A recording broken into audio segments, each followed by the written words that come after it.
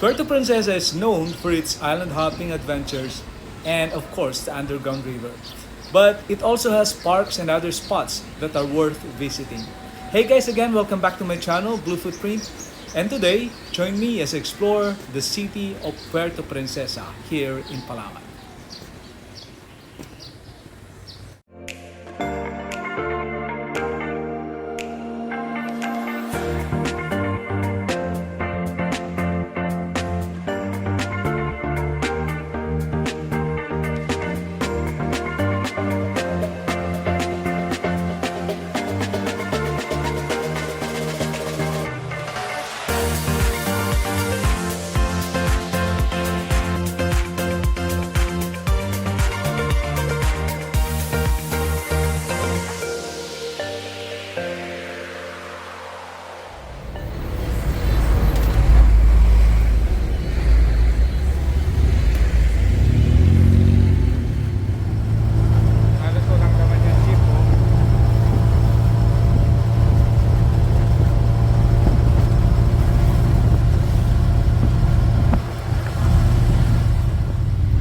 Bakit daw po?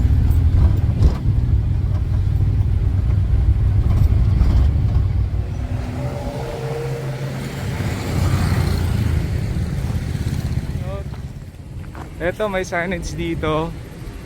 Dito po sa Kayan to Bakersfield. So ito yung mga tricycle dito.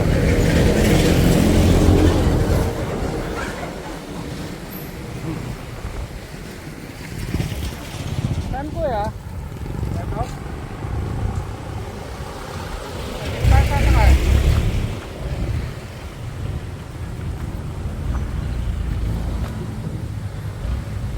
Kano ang ganito kuya?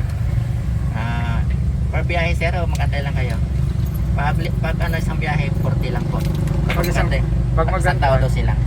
Pag magantay, 12 lang po isa. Kasi okay lang ng 4 na tao po. hindi na namin pinapon itong tricycle. Opo.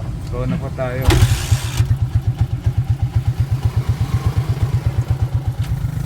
Bukas na ba yun kuya, yung Bakersfield? Opo sir, bukas na po.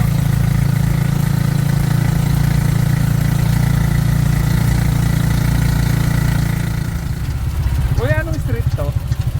Mitra Road po. Mitra Road.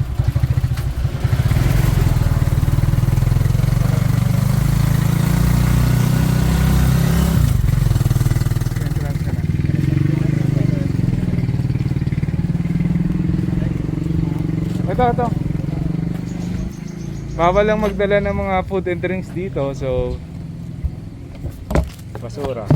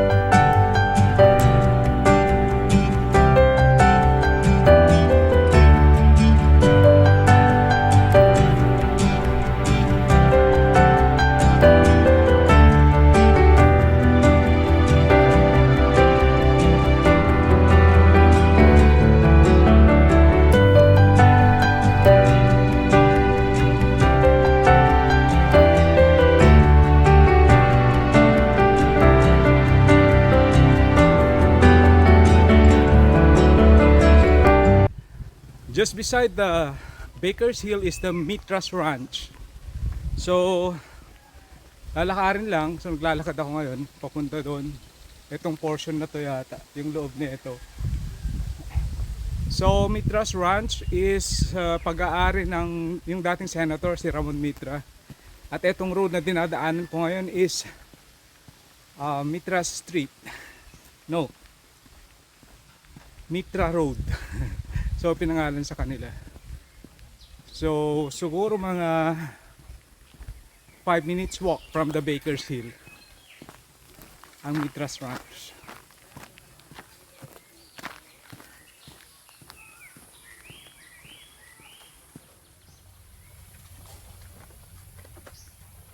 So, ito na yung Mitra's Ranch. Bakit na? This way. Laki ng ano, dito.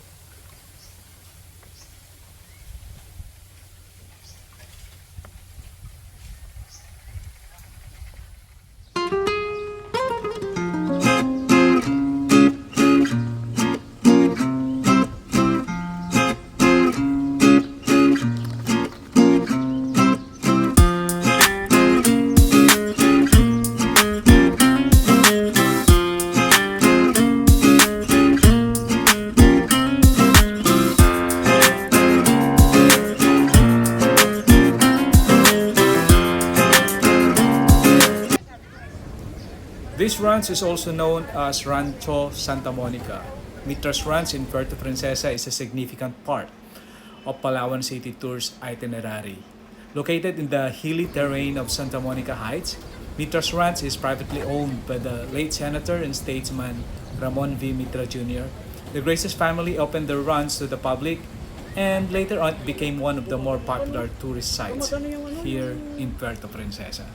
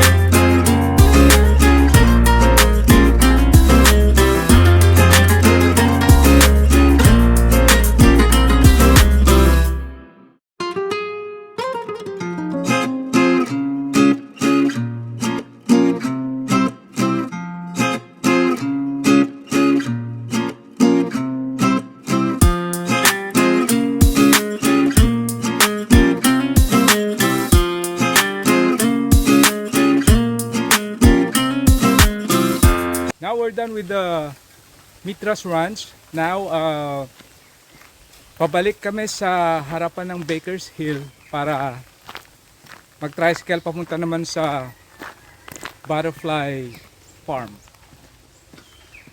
So, nakatipid kami ng medyo malaki sa city tour na to kasi DIY nga. Tricycle lang, lakad-lakad. Nagbo-burn na ng calories, nakatipid pa ng pera. Madali lang naman ang city tour. Hawak nyo pa oras nyo. So, pag nasa Puerto Princesa kayo, mag-hire na lang kayo ng tour kapag ka medyo komplikado yung mga pupuntahan nyo, kagaya ng Honda Bay, kailangan ng mga bangka, at saka yung underground river. Pero pag city tour lang, kaya na ng DIY yan.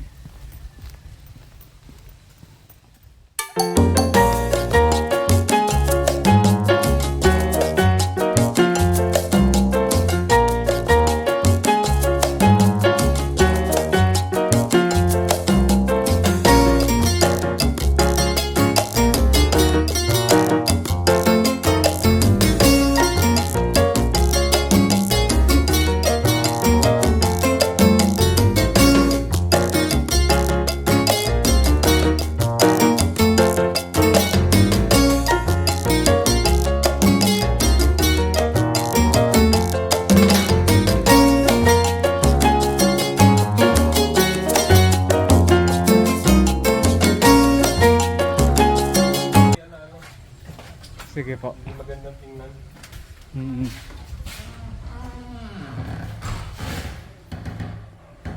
So, ito yung para palang aquarium, ano po? Yun yung lalaki.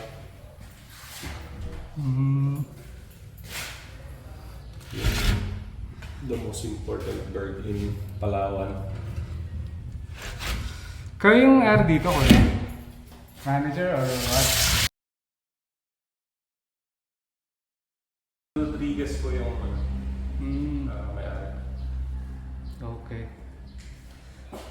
Palawan Peacock po. Dito lang yung Palawan matatagpuan. Peacock. Yun yung seal ng Palawan. And then this area, ang ganda oh. So ito yung pinaka-sanctuary ng mga butterflies. Wala nga ng butterfly pa kasi butas po doon siya. Parang napakaraming mga paintings ng ano dito sa Palawan kasi ito pala yung official seal nila. Look at this, guys. Malaking net. Isang ikot ka lang, sir. Sige, thank you. Pinayagan nila akong Alabasin mo mamaya yung buhaya.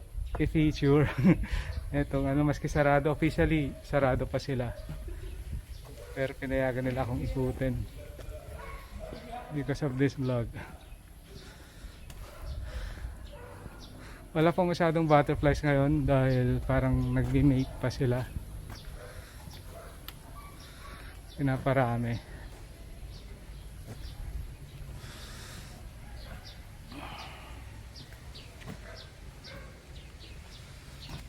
Okay. There, may mga mangilan-ngilan. These are bees. Mga bee. Kakalat ng pollen.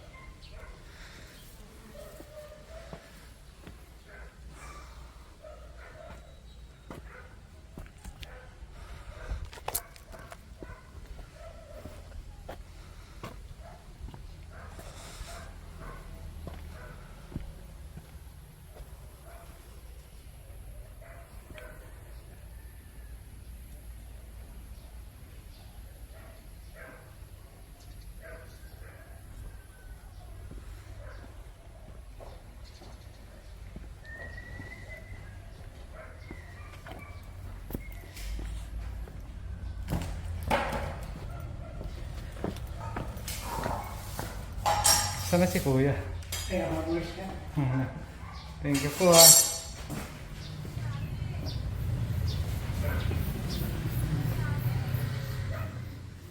So there, officially, sarado pa itong butterfly Eco Garden, pero pinayagan nila si Blue Footprint na i-feature yung loob.